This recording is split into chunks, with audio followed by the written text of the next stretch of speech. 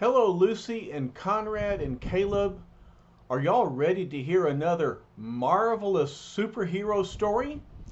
The last time I read a story to y'all, I was at your house and I was telling you the story of the Fantastic Four and the X-Men. Do you remember the X-Men?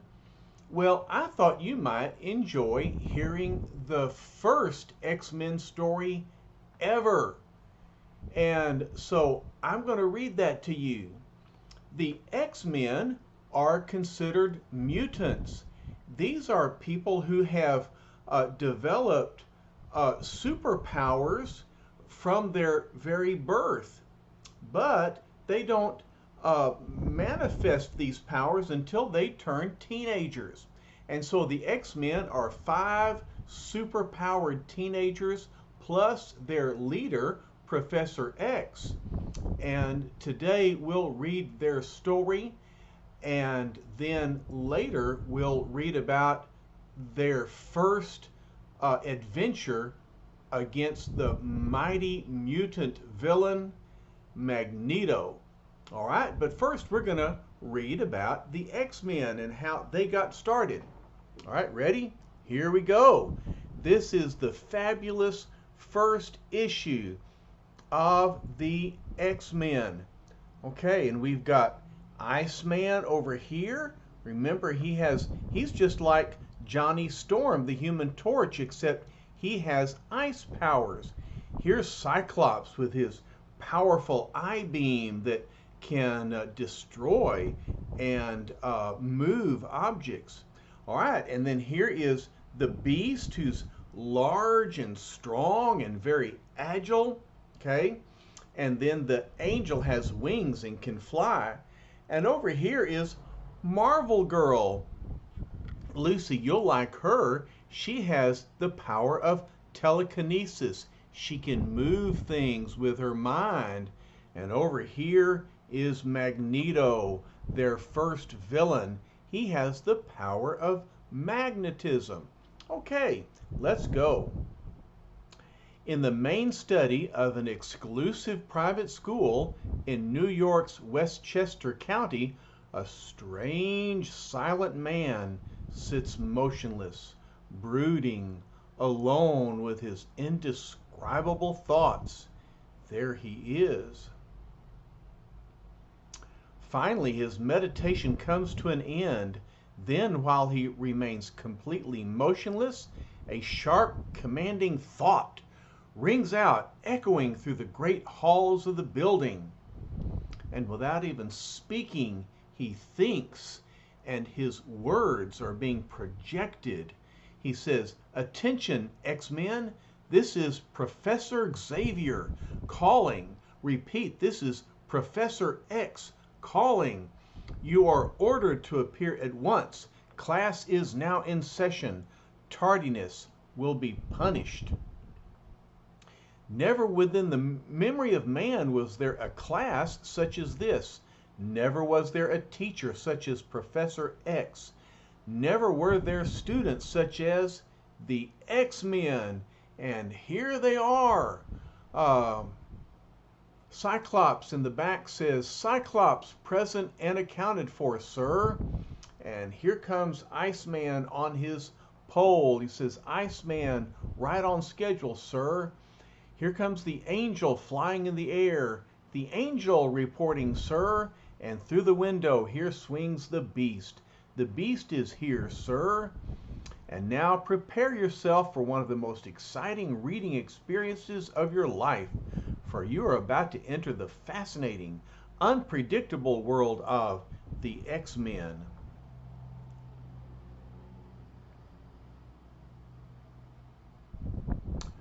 All right, Cyclops says, "Come on, Angel, let's tilt the professor's chair back and make him more comfortable." Angel says, "With pleasure, Cyclops, old man. We want the professor comfortable while he puts us through our paces." The Iceman says, "Hey, Beast, come here. I want to show you a new stunt I learned with my frosting power." And look, he grabs the Beast's arm. And the Beast says, "Let go my arm, you blasted walking icicle. You want me to freeze to death? Brrr. I don't mind ice cubes, but I like 'em in a Coke, not tickling my arm. Ha, says Iceman. With all your superpowers, you guys are just a bunch of softies. Can't even stand a refreshing dose of freezing ice cubes. Beast says, softies are we? Just wait till my arm thaws out. I'll make you eat those words, little fella. Iceman says, yeah, you and what other army? But here comes the angel flying behind, and he grabs the beast by his belt and says, hold it, lads. No fighting during class. Remember? And Professor X sends his thought out. He says, thank you, Angel. And now it is time to begin your lessons. The beast will be first. Prepare to operate his training machine, Cyclops. Cyclops says, yes, sir, Professor. Everything is ready. And Professor X continues to speak with his thoughts. He says, allow me to congratulate all of you. You are receiving my thoughts perfectly. Soon there will be no need for me to speak aloud to you at all. And now, Beast, grab the taut wire above you with your toes. You have exactly a second and a half. Go. Beast says, I can do this in my sleep now. Excellent. Now spin around faster, faster. Pretend an enemy is shooting at you. You must make yourself an impossible target. And now, at my command, release yourself from the taut wire and execute maneuver G. You have exactly 3 seconds. 1, 2, 3. Go! And look, he moves through the hoop, against the wall, through another hoop, against another wall. And Cyclops says, 3 seconds exactly. Well done, Beast. Now for your balance drill. Steady, steady. Slacken the tension, Cyclops. Good. As the rod begins to sag, maintain your balance on one finger. Hold it, hold it. Look at this. The beast can balance on just one finger. He has excellent balance and great agility. But then Professor X says, too fast, you're swaying too much. Recover quickly. Now land on your feet before the rod snaps back. Careful, careful. Whew. How'd I do, sir? Says the beast. Professor X says, you'll receive your grade tomorrow. All right, Angel, it's your turn.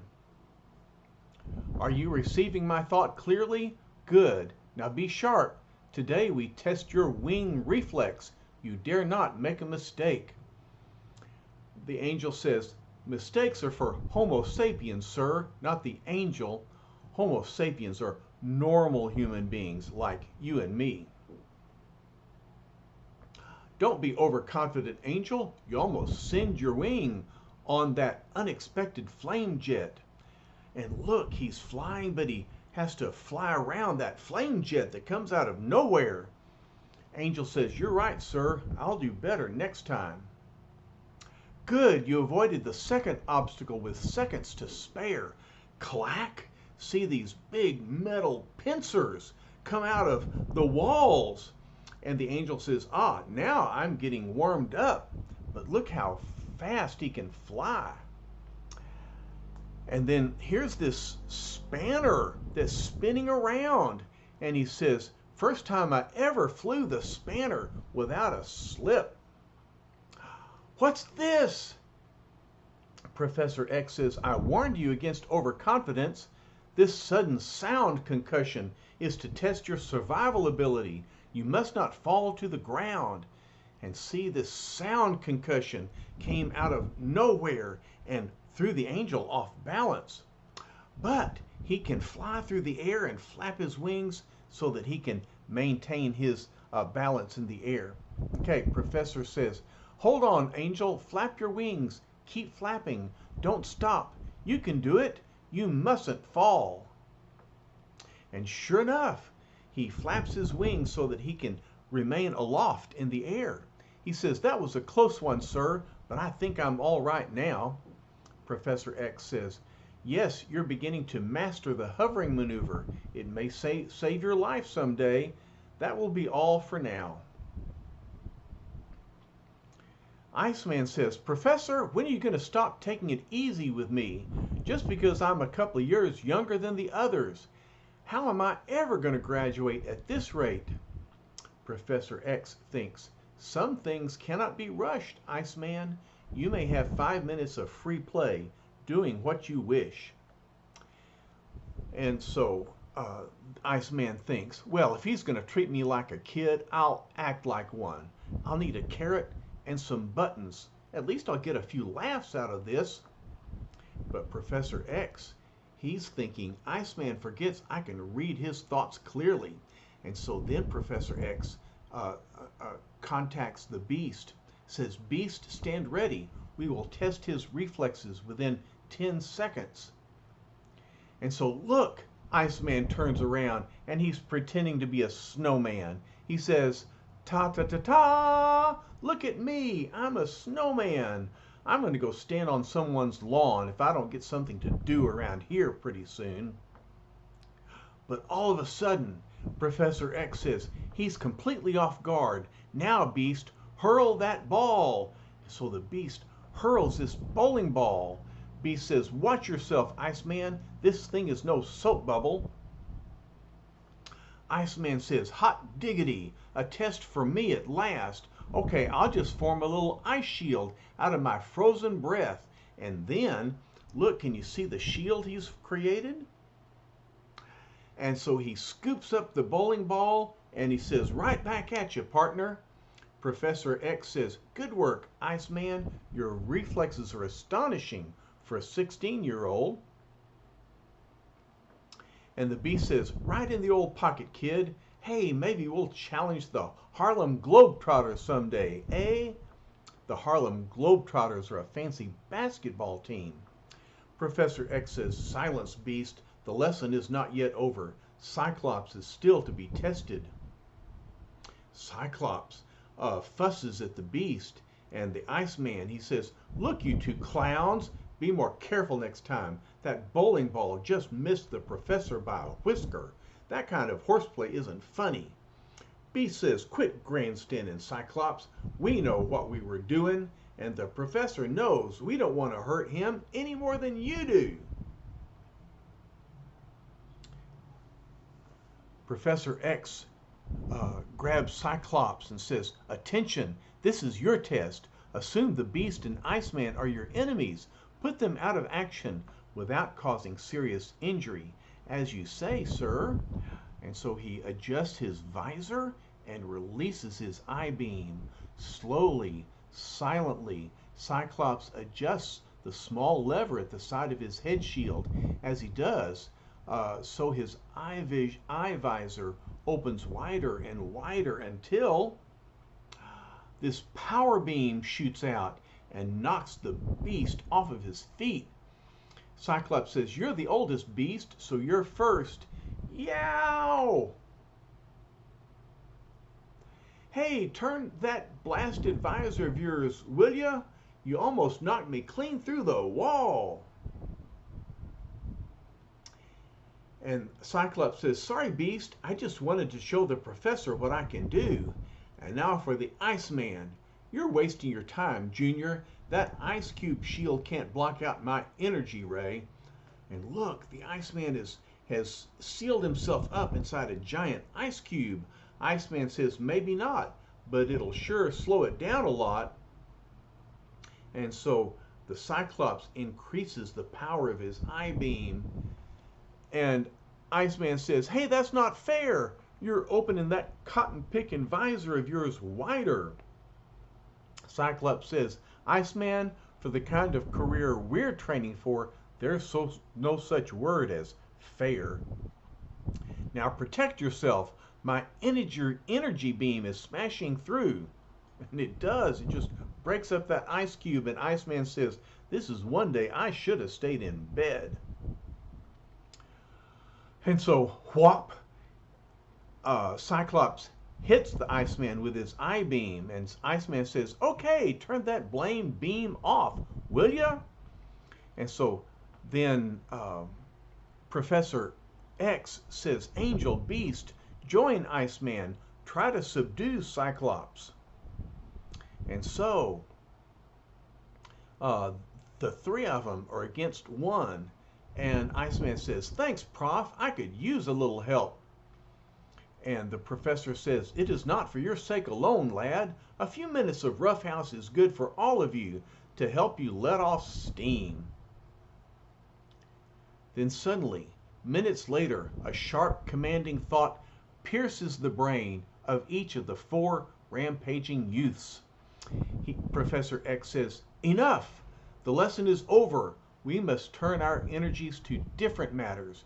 Return to your places at once." Stunned by the force and explosive power of Professor Xavier's mental command, the X-Men recoil and draw back, their friendly free-for-all completely forgotten. Beast says, "Whew, he almost bowled me over with that thought." Angel says, "Let's simmer down and see what happens next." And you can see the Cyclops is closing down his visor so he can protect others from his I-beam.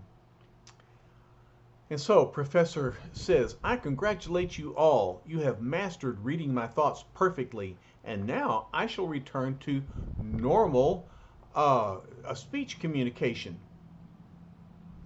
The professor now says, "You may be interested to learn that at this very moment I sense a taxi approaching our main gate. Within that vehicle is a new pupil, a most attractive young lady." They look out the window, and Cyclops says, "You're right, sir. Wow, she's a real living doll." The Angel says, "A redhead. Look at that face and the rest of her." Beast says, "All of a sudden, I'm in no hurry to graduate from this place." Iceman says, "A girl. Big deal. I'm glad I'm not a wolf like you guys." Angel says, "I'm glad too. Who needs the extra competition from Iceman?" And Cyclops says, "I wonder what superhuman powers she possesses. She looks normal enough." Beast says, "Well, let's go in and change so we don't scare her when she first sees us." And so Professor X welcomes the new student. He says, "Come in, my child. I am Professor Xavier. I'm glad you received my message."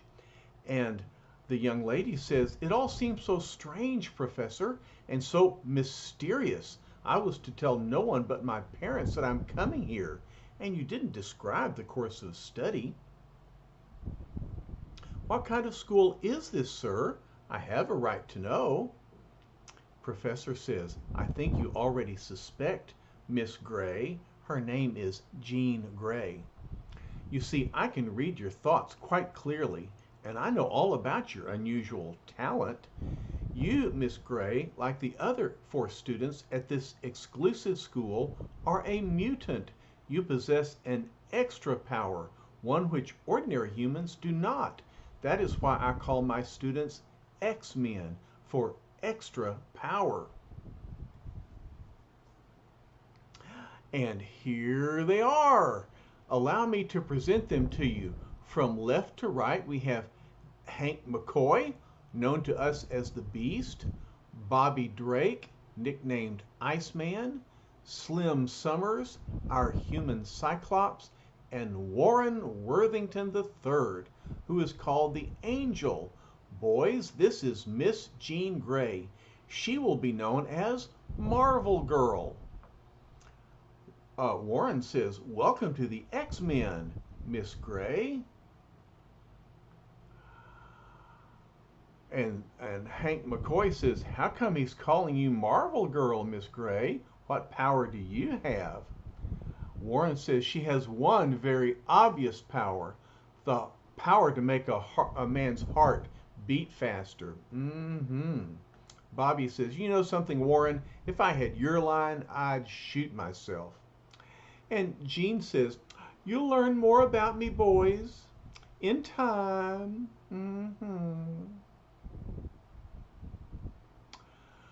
Well, no time like the present. Come on, Slim, bring the little lady a chair. Hank, I'd bring her the whole room of furniture if she asked me. Marvel Girl says, that's really not necessary, Slim. Look, the chair, it slid out of my hands. B says, yay, holy smoke, what's going on? And zip. Marvel Girl says, don't be alarmed, boys. I just thought I'd save you the trouble. And so, Jean Grey takes a seat. She says, now then, Professor, I believe we can continue our interview. As you were saying, Scott Summers says, I don't get it, sir. What happened to that moving chair? Professor says, perhaps you'd better demonstrate a bit more, Jean. Very well, sir. All my life I've had to conceal this power of mine. Now I must admit, it's a pleasure to be able to practice telekinesis openly without fear of being discovered. Observe that book. By the power of thought, I am able to move objects at will. So she picks up the book, she moves the pages, and then she replaces the book on the shelf. She says, but it gets boring after a while, so I'll return the book like this. Professor says, thank you, Jean, and now let me tell you more about my school. I was born of parents who had worked on the first A-bomb project. That's the atomic bomb. Like yourselves, I am a mutant, possibly the first such mutant. I have the power to read minds and to project my own thoughts into the brains of others. But when I was young, normal people feared me, distrusted me. I realized the human race is not yet ready to accept those with extra powers. So I decided to build a haven, a school for X-Men. Here we stay, unsuspected by normal humans, as we learn to use our powers for the benefit of mankind, to help those who would distrust us if they knew of our existence.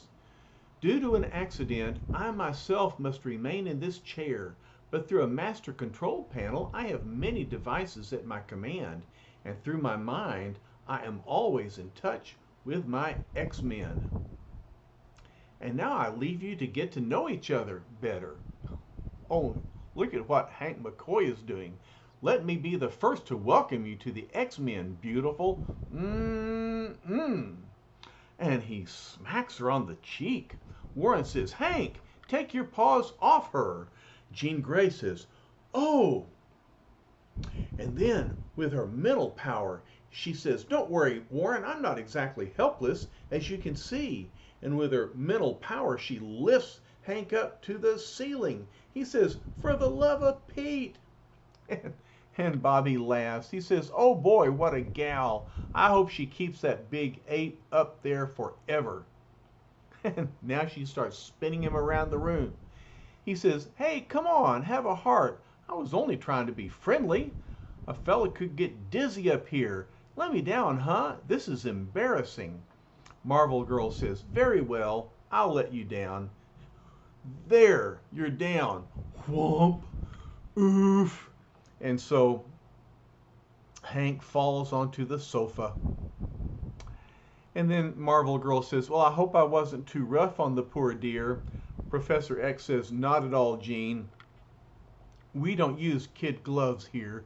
We have to make our training as rough as possible to prepare ourselves for our mission in the outside world.